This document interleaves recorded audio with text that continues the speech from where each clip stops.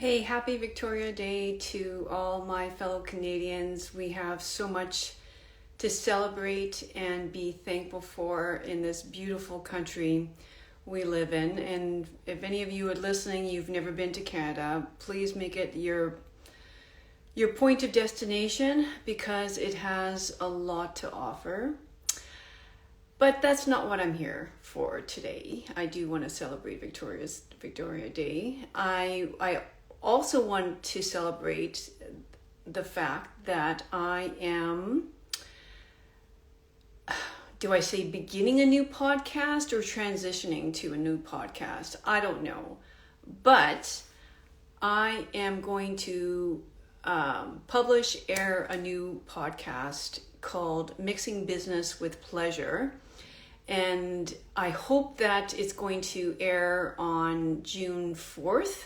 That's almost 2 weeks from now. I have, if any of you have been following me and listening to my other podcast called I Think I Can, thank you first of all for listening. And that is ending. And the reason why it's ending, just to sum it up very quickly, it's because you know what, it's in that health and wellness space that I'm kind of sick of being in. And I get into the details of that in the last couple episodes of I Think I Can, which are already pre-recorded, and one is going to air tomorrow, Tuesdays, is when my podcast comes out, and the new one will be coming out on Tuesdays as well. But, you know, in those episodes, I sort of describe it a little bit more. And, let's not take this space to do that right now. I want to talk to you about what the new podcast is going to be all about. So you could guess, you know, because it's called Mixing Business with Pleasure, it's going to be more of a business podcast, because when I think of it, you know, I was in my late 20s when I went into entrepreneurship, solopreneurship, and it's what I've really only known. I've always been a business owner. I spent about a year after I graduated in, corporate or institutional businesses, and it wasn't my place. It wasn't for me. And when I think about it, you know, could I have done more to feel like it would have been a good place for me to be? Possibly.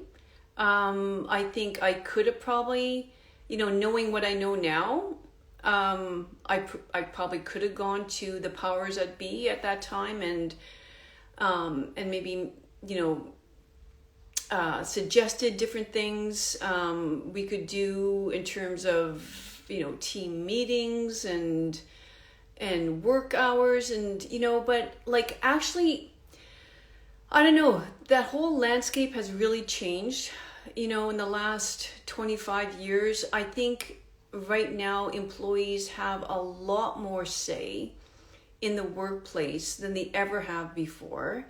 And part of that's due to COVID, and much more awareness of emotional health. And I think employers are, you know, not only valuing that more for themselves and their employees, and the benefit packages now, health benefit packages, are steered much more towards mental emotional health than they ever have been before, because they recognize the importance of that. But it's just, there's a lot more flexibility now. Work hours, you know, bringing work home, taking time off during work. I mean, even for my clients right now,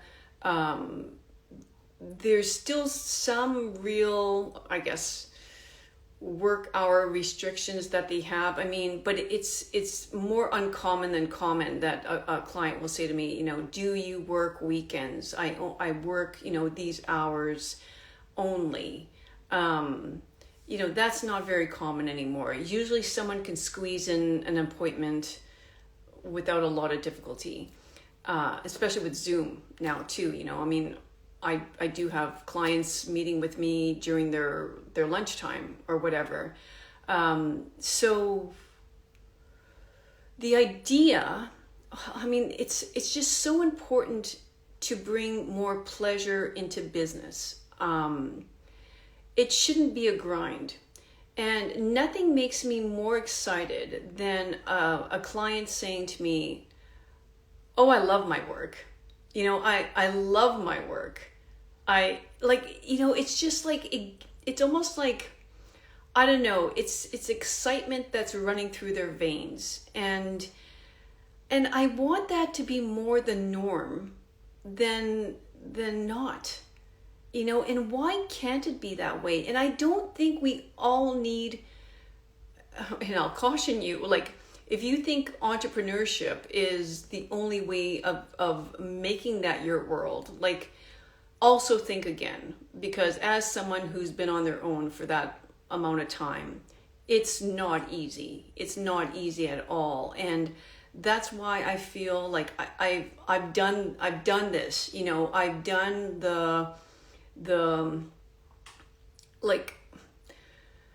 I've done the roller coaster ride of, bringing, like, where I feel like too much work into my home life and perhaps not enough work, into my home life, and sort of like in terms of balancing it all. And like, this podcast is not going to be about work-life balance, because I feel like that's a bit of a oxymoron. It rarely happens that we can keep work, business, and our home life in perfect balance. Our body always wants to go there. And that's why I think sometimes we feel unease or stress. It's because we're being pulled one way more than the other, and the body wants to go back to that homeostasis, where it is more balanced. And think of that like as, your ideal body weight. Like, you may want to achieve this certain weight, but no, your body's always going to creep up back to what's more ideal for you. And so it's seen in our weight, but it's seen in our health as well. If you push too hard, disease will come up, fractures will come up, strains will come up, body aches will come up.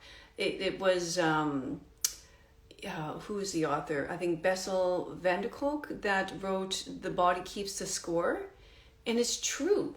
It's like, no matter what you try to do, it's always going to keep a score, and it's always going to be telling you when you're not in that homeostatic stasis place. And, I mentioned to you, I love it when someone comes in my office and says, I love my work. Because I've had too much of the other, where they come in burnt out, like frenetic, frazzled, it's almost like literally like a wire burnt out, like just frazzled, like lifeless. There's no current running through their body, and it's a sad state of affairs. So I'm like, I think there's another way. There's got to be another way. And what's the secret to that? How do we have more employees that are excited about their work? And it's not a matter of the hiring, how do I hire the right employees? Maybe it's more like, how do you train them? Because I think everybody's capable of learning a skill. And if it's just a matter of training them well, and being supportive of their growth, then oh, maybe it is more your responsibility than their responsibility. I mean, there was a comment that came through on one of my YouTube videos. I mean, it was rather depressing. He just said, I hate work. I'm guessing it's a he. Anyway, I hate work. He mentioned that he's suffering from a mental illness. So I'm not sure what that really means. And, I wasn't going to make it a therapy session in my comment back to him. But he mentioned like the boredom, the small talk, how he can't take it anymore. And he just sees work as a paycheck and that's it. I feel that's incredibly sad and it's not necessary. So, I suggested to him, like, what could you do to make it more pleasant? Like, that's the thing. We can't rely solely on our employer, and the employer can't rely solely on the employee. We have to do our part too. We have to be open-minded and think, how can I make this a better place? How can I enjoy my life more? Gratitude, yes, I do have a paycheck, or having the courage to maybe go to another job. I don't know, if you're being treated very unwell, and if you feel like you have absolutely no control of the situation, then maybe it is time to, get the courage to venture elsewhere. I mean, there was a quote by author Schopenhauer. Yeah, I think that was who it was. And it went something like, man can do what he wants, but man can't want what he wants. In other words, it's sort of, the inference is towards not really having free will. And I don't agree with that. I don't, because look at this simple example of food tastes. Like, if you can't want what you want, in other words, you have no control over a certain type, I think what he's referencing there is certain type of personality trait or characteristic trait. I don't agree with that, because let's say, myself, I remember as a teenager, the thought of eating an olive, was disgusting. Now I can't get enough of them. What changed that? Like, I must have adapted somehow, right? Like, I mean, taste buds, you adapt. It's just tell me that you're the same person now that you were, before your 20-year marriage or whatever, right? Like, another person shapes you, another person influences you. So you can change what you want. I really feel like you can. So the reason I say this is sort of like, be open-minded. Don't be narrowly focused and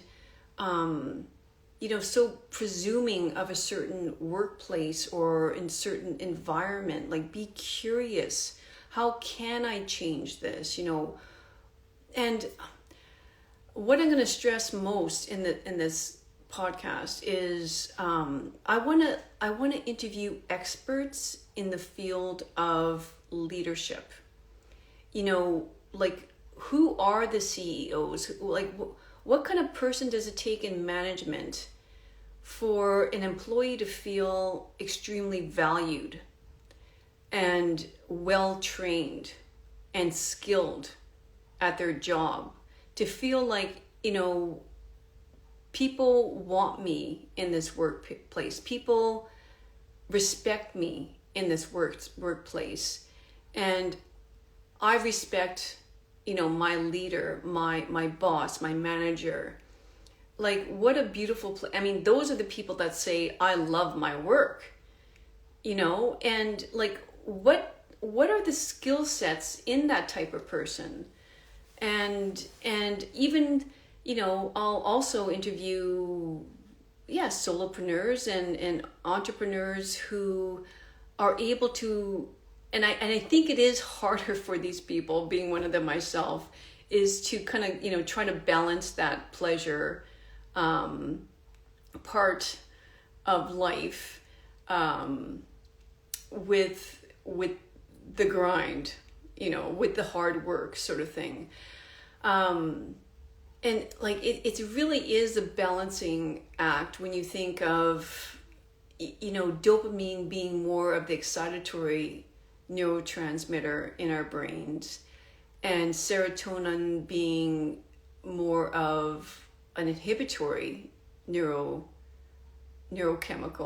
neurotransmitter in our brain, which means, once serotonin fires, it doesn't excite the next neuron, which means like that sort of describes moderation in a sense, or contentment or joy. That's like eating a food that's delicious and going, that was delicious, but that's enough. I enjoyed it. It was delicious. It was a beautiful moment, but I'm satisfied. I'm content. I'm happy.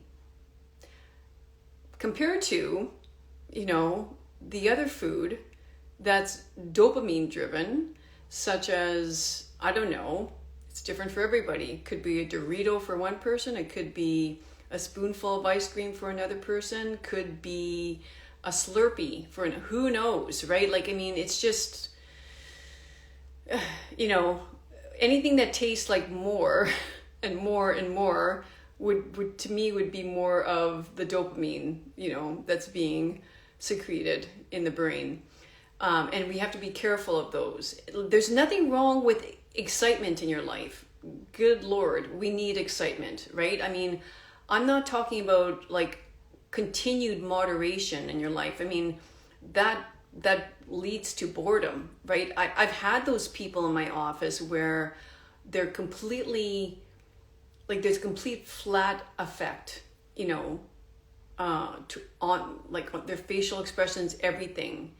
And they're not giving me anything, like they're not really expressing anything. They're just sort of like sitting there. And I mean, that's not joy either. That's not contentment. That's sort of like, do you have a pulse? I'm just like, are you alive? Like, what's going on there, right? I mean, and it could be burnout sometimes. That's the crazy part of it. Like, and it's something that really needs to,